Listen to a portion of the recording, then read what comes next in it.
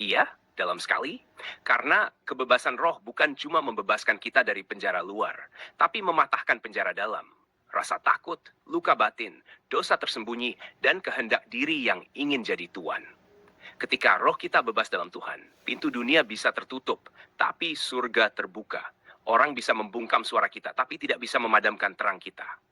Kita bisa tetap memuji Tuhan di lembah bayang-bayang maut seperti Daud. Kita bisa tetap bersuka cita di tengah penderitaan seperti Paulus. Dan ya, belenggu patah bukan karena kita kuat, tapi karena kita berserah dalam penyembahan. Itulah kemerdekaan roh yang sejati. Kalau kamu mau, kita bisa lanjut bahas tanda-tanda orang yang sudah bebas atau cara melatih diri masuk ke kebebasan rohani itu. Tanda-tanda orang yang sudah bebas secara roh dan membuka kuasa supranatural Allah. 1. Tidak lagi dikuasai oleh rasa takut, luka, atau dendam.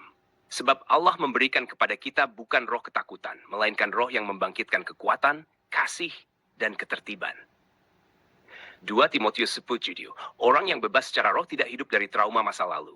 Ia bisa mengampuni dan itu mematahkan ikatan roh jahat. 2. Mudah menyembah dan mengalami hadirat Tuhan kapan saja, di mana saja. Bukan soal musik atau suasana, tapi hatinya langsung bisa naik, seperti antena roh selalu menangkap sinyal Tuhan. Ini membuka dimensi supranatural, karena Tuhan bersemayam dalam pujian umatnya. 3. Peka terhadap suara Tuhan dan pimpinan Roh Kudus.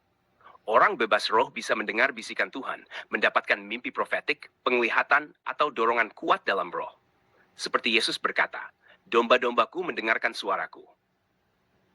4. Tidak tertarik pada hal-hal duniawi yang dangkal. Dia tetap hidup di dunia, tapi hatinya berfokus ke kekekalan. Ia tahu bahwa kuasa Tuhan lebih besar dari uang, jabatan, atau popularitas. 5. Mulai mengalir dalam karunia-karunia roh.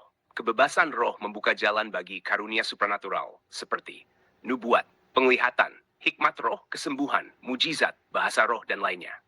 1 Korintus 11.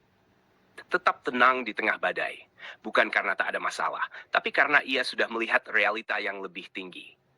Roh yang merdeka mengerti bahwa Tuhan tetap memegang kendali. Contoh tokoh Alkitab yang hidup dalam kebebasan roh dan supranatural.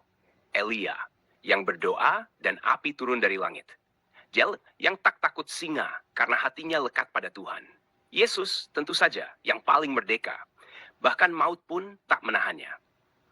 Stefanus, yang bahkan saat dirajam batu bisa melihat langit terbuka dan berkata, "Ya Tuhan, jangan tanggungkan dosa ini kepada mereka."